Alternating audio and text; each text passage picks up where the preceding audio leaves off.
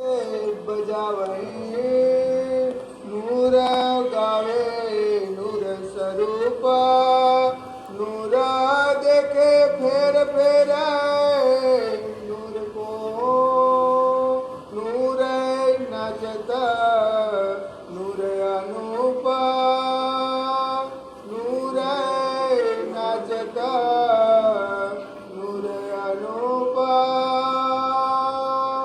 ऊपर तले बीच नूर में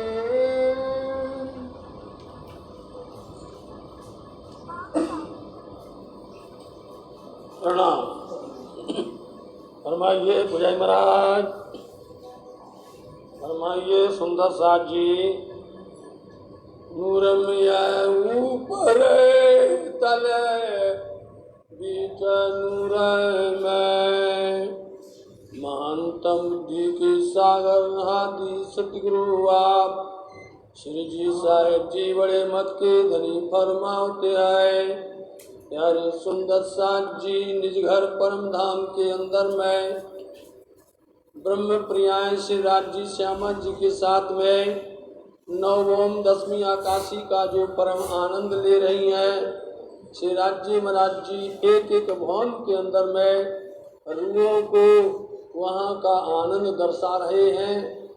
उस आनंद में चौथी भवन चौथी हार में नृत्य की हवेली का जो आनंद है, जहाँ नवरंगवाई की बाखर कही जाती है, जहाँ नवरंगवाई जी नृत्य करती है, वहाँ श्री राज जी महाराज जी इस चौक में सुंदर आप तखत पर सिंहासन पर सुशोभित है। राज श्यामा जी सखियाँ भर के बैठी भरजोर बैठी हैं और नृत्य की जो टोली है वो अपने वाद्य यंत्र लेकर के अपने 16 श्रृंगार सज करके नवरंगवाई जी 16 श्रृंगार सज करके और सप्त स्वरों से यहाँ पर नृत्य का गायन करती हैं। और साथ जी कई सखियाँ स्वर पूर्ति हैं, कई सखियाँ उसके अंदर में और भी आनंद ले रही हैं। इन समय के आनंद को आप श्री इंद्रावती जी कह रही हैं, साथ जी ये नवरंगवाई या ये जितनी भी वाद्य यंत्र हैं या यहाँ की जो भी जोगबाई है वो सब नूर में है। नूर नाच रहा है, नृत्य कर रहा है, नूर देख रहा है, नूर गा रहा है, नूर ही नूर वहाँ पर है। इसलिए पूरी हवेली चौरस बाखर ये नूर में है। फिर ऐसे नहीं, पूरा नवम दसवें आकाशी नूर से परिपूर्ण है। इसलिए नूर बिना कुछ और ही नहीं है, अनूप है, जिसकी कोई उपमा नहीं दे जा सकती है, जो उसकी शोभा से परिपूर्ण है, अपरंपार है, ऐसी है। इसलिए नूर को अब साथ जी चाहे नीचे जमीन में देखो, ऊपर में देखो, बीच में देखो, जहाँ पर देखो बस ये नूर है। नूर को अपने हृदय में बैठाओ, ये नूर के बिना कुछ और नहीं है। जानू भरिया सागर, जानू भरिया सागर, इसलिए अब क्या बोल दिया जावे। ऐसा लगता है कि सागर के सागर यहाँ पर उमड़ गए हो रहे हैं। यों तो श्री राज जी महाराज जी के अंग से ही जो भी हुई उतर के जाती है, उड़ के जाती है, वो सागरों का रूप धारण कर लेती है।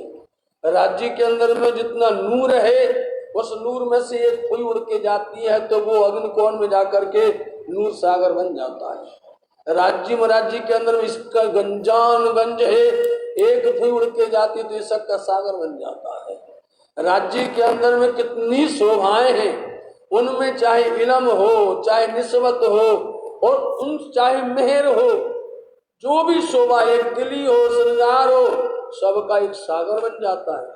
जब सागर बन जाता है उन परिक्रमा में बाहर जाकर के बड़ी रांग में, तो साथ जी जहाँ धनी स्वयं विराजमान है, वहां पर चौथी हवेली के अंदर में चौथी हार में नृत्य की वाकर में धनी विराजमान है, तो नूर ही नूर सागर हो गया वहां पर।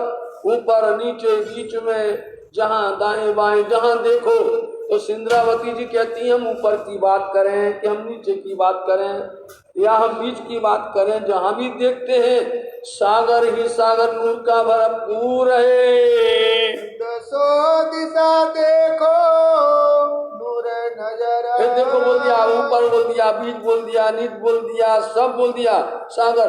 तो 10 दिशाओं में देखो आप, जिस दिशा में नजर डालो, चाहे वो अग्नि कोण हो, चाहे वो नैऋत्य कोण हो, वायु कोण हो, ईशान कोण हो, पूरब हो, पश्चिम हो, उत्तर दक्षिण हो, ऊपर नीचे हो, 10 दिशाओं जहां पर भी नजर डालो, नूर के बिना कुछ दिखाई नहीं देता। आवे नूर के पूर, जानो तीखे आवे नूर के पूर, मतलब तीखे का मतलब होता है तेज से तेज। जिस दिशा में देखते हैं उस तरफ से ऐसा लगता है कि दौड़ते हुए बड़ी तेजी के साथ नूर आ रहा है। बताओ, जिस दिशा में ऊपर देखते हैं, नीचे देखते हैं, जहां भी देखते हैं, 10 दिशाओं में देखते हैं, ऐसा लगता है तीखे मतलब होता जोर से, बहुत जोर से नूर जैसे दौड़ते हुए चला आ रहा होवे। अब उस नूर को कौन समा सकता है? समाएगा कोई? कौन उसको अंदर में भर सकता है? नूर को ही रख सकता है।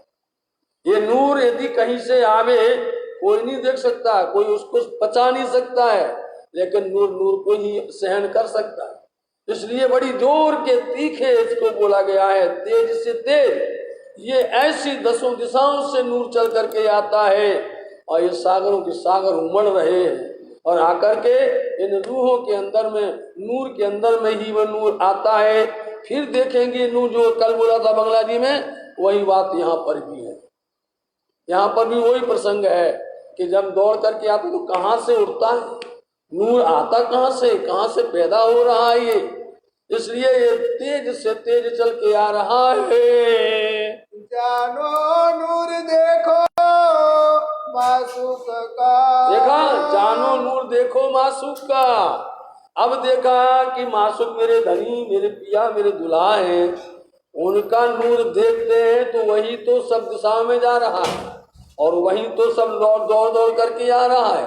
अपने मासूक दुल्हा पिया का हम जब देखते हैं उनका नूर, तब पता चलता है कि ये नूर तो यहाँ से उद्गम हो रहा है, यहाँ से प्रकट हो रहा है, और यही सब में व्याप्त हो रहा है। ओ जुगले नूरा सब पर, तो जुगल नूर सब पर, तो ये जुगल मतलब राज श्यामा जी, इनका ही नूर सब पर जा रहा है।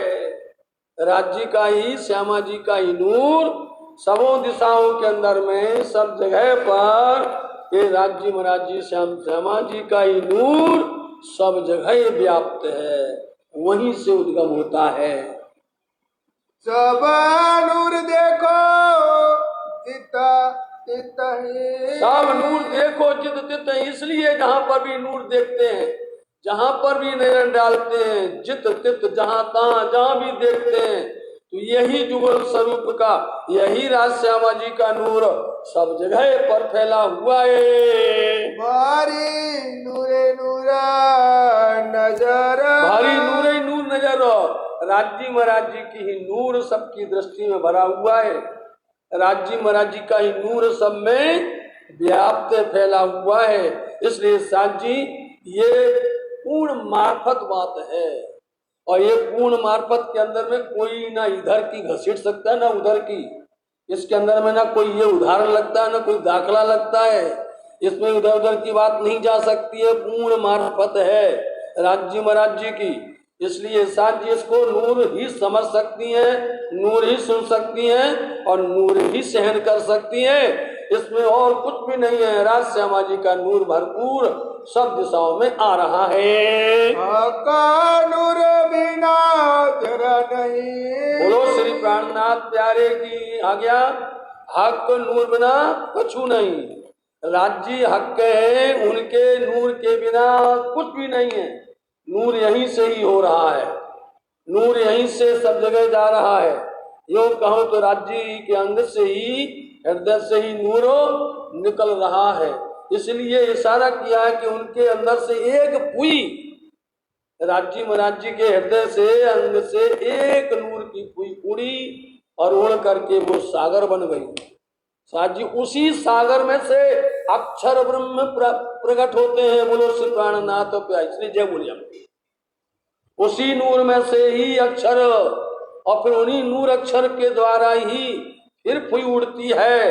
तब इस संसार के अंदर में वो ब्रज, वो रास, वो प्रारंभ होता है। वहां की फुई जो होती है वो फुई उड़ करके फिर आती है आगे चल करके इस अव्याकृत के अंदर में, और फिर उसी फुई के ही टुकड़े हो करके इस संसार के अंदर में सूक्ष्म रूप में मिलता है। कहने का मतलब यह है कि बहुत बड़ा जहां पर लाइट बनती है, कईयों मेगावाट बनती है, बनती नहीं कईयों मेगावाट, फिर वो थर्मल प्लांटों द्वारा डिस्ट्रीब्यूटर होती है, बढ़ती है, तो जहां पर बनती है वो लाइट क्या घर में आ जाती, क्या आ सकती है? नहीं आ सकती है। वो क्रमशः उतरते उतरते उतरते, इसलिए ट्रांसफार्मर लगाए जाते हैं कि वो कितने हजार मेगावाट से उतरते उतरते और फिर वो जाकर घर में 220 वोल्ट मिलता है। बोलो आप 220, घर के अंदर यदि 200 में 440 कर दो तो हालत खराब हो जाए, और यदि 660 कर दो तो और हालत खराब हो जाए। तो बताओ, तो इसलिए वो नूर उतरते उतरते अक्षर के द्वारा उस आनंद में, मतलब जिसको कहा गया है स्वयं सत्स्वरूप का निर्मल चेतन जिसको कहा गया है, उसके अंदर से फिर आता है ब्रजरास के अंदर में साध्य, फिर कभी आकर के चिद्रूपाक्षर जिसको कहा गया है, सुमंगला शक्ति जिसको कहा गया है, उस सुमंगला शक्ति के द्वारा फिर इस अव्याकृत के अंदर में आता है। तो ये नूर तरह से है राज्य महाराज जी का, कौन देखता है, कौन समझ सकता है और कौन पचा सकता है? ये नूर राज्य महाराज जी का इस तरह से तीखा आता है, जोर से आता है, लेकिन कौन समा सकता है? ब्रह्मज्ञा है, क्योंकि राज्य के अंग है। राज्य के अंग होने की वजह से ही इनके हृदय में आता है, और वही नूर आज ज्ञान के रूप में वाणी के माध्यम से मिल रहा है साथ। वही नूर वाणी के माध्यम से, अब इसमें कौन इसको पचा सकता है, कौन रख सकता है और कौन सुन ही नहीं सकता है। ये नूर किस तरह से ऐसे परम धाम के अंदर में चौथी भौम के अंदर की हवेली है, और सुन्नत की हवेली के अंदर में ऐसे नूर गंजान गंज है।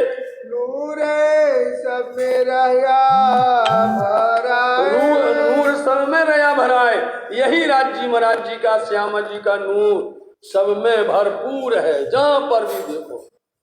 जैसे इधर नूर की बात कही गई है कहीं कहीं पर, तो उसको समझना पड़ता है। जैसे कि सागर नीर सागर है, और नीर सागर से जल चलता है एक धारा से, एक नहर के द्वारा चलता है, और वो आता है खजाने के ताल में, पोखराजी पहाड़ में, उत्तर दिशा के अंदर में पोखराजी पहाड़ में नीचे खजाने का ताल है, वहाँ आता है। नीर सागर से डायरेक्ट आता, सीधा आता है।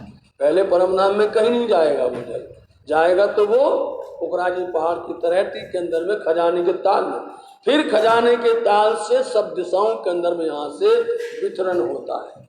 यहाँ से चाहे ये उद्गम हो गए जमुना जी का, और चाहे पश्चिम की तरफ में जाए, चाहे उत्तर और दक्षिण तरफ में जाए, लेकिन जाएगा सब जगह पर खजाने के ताल से जाएगा। और फिर जब ये सब उतरते उतरते सिमट करके आएगा तो एक धारा हो करके पुनः करके उसी नीर सागर में जाएगी। ये आपको नमूना बताया। ठीक इसी तरह से नूर सागर का कि राज्य में राज्य को अंग से ये प्रकट होता है और फिर राज्य में जाकर के ही समाता है। चाहे वो इलम हो, चाहे वो मेहर हो, चाहे वो निस्बत हो, चाहे ऐसा कुछ जो भी है, राज्य में राज्य के अंग से ही सब उत्पन्न होता है। इसलिए सब जगह सब रूहों के अंदर में सर्वत्र ये नूर फैलता है। नूर बिना खाली कहूँ नहीं, नूर बिना खाली कहूँ नहीं। इसलिए यही नूर साथ जी ये जब चलता है, यही नूर चल करके बहते हुए जाता है नूर सागर से, अथवा नूर बाग में। यही नूर जाता है फूलबाग में, यही नूर जाता है सातों घाटों में, यही नूर जाता है। इसलिए फिर कहीं पर भी देखोगे, पहाड़ देखो, चाहे जिमी देखो, नहरें देखो, चहबच्चे देखो, जो जमीन देखो, यही नूर सब में जाता है। कोई जगह भी नूर के बिना खाली नहीं है पूरे परम धाम में। रया नूरे नूरा जमाए, रया नूरे नूर जमाए। हर जगह पर ये नूर भरा हुआ है, जमा हुआ है, इतना है जिसकी कोई हिसाब नहीं है। बोलो साथ जी। तो यहाँ पर थोड़ा इशारा किया है इंद्रावती जी ने और कह दिया कि नूर इस तरह से राज्य महाराज जी का नूर इस तरह से जाता है। जब साथ जी आप जब इसमें चलेंगे, यहाँ चौथी भौम के अंदर में नूर की बात कह दी है, पांचवी भौम में जाएंगे तो शक की बात कहेंगे। बोलो श्री प्राणनाथ। ये शक यहाँ से चलता है, समझे? कहाँ चलता है? पांचवी भौम जो शक की है वहां से चलेगी। हुक्म की कहाँ से चलती है? हुक्म की बताएंगे। हुक्म का रूप कहाँ से प्रकट होता है? राज्य महाराज जी का। इलम का कहाँ से प्रकट होता है? इसलिए यहाँ थोड़ा रूप बताया। चौथी हवेली के अंदर से इस तरह से राज्य महाराज जी यहाँ हैं, नूर सब में जाता है। इसी तरह से नवभौम 10वीं आकाशी के अंदर में से एक एक रूप प्रकट होता है, तो सब जगह पर वहीं से प्रकट होकर के, इसलिए कहा जाता है आठों सागर मूल मिलावे के कहे जाते हैं। साथ जी ऐसी शोभा जो कह रही है इंद्रावती जी सब जगह भरपूर है। नूरे नूरा जमाए नूर जमाए। नूर बिना जरा नहीं, नूर बिना जरा नहीं। सब में रहा भरा, नूर सब में रहा भरा है। नूर बिना खाली कहूँ नहीं, नूर बिना खाली कहूँ नहीं। रया नूरे नूरा जमाए, नूर जमाए। नूरे नूरा जमाए, जमाए। बोलो श्री प्राणनाथ प्यारे की जय धाम की धनी।